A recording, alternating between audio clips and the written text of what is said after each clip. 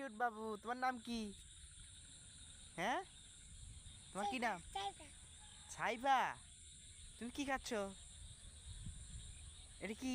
আমসত্ত্ব? আমসত্ত্ব? ও আমসত্ত্ব, ওষুধ। ও তোমার আপু খায়, তুমি খাবা? তুমি ওষুধ খাও, ও মানে তুমি অসুস্থ? ও তুমি দাঁত ভেঙে গেলাইছ? হায় হায় হায়। আচ্ছা তাহলে তুমি খাও, টাটা দাও, টাটা টাটা।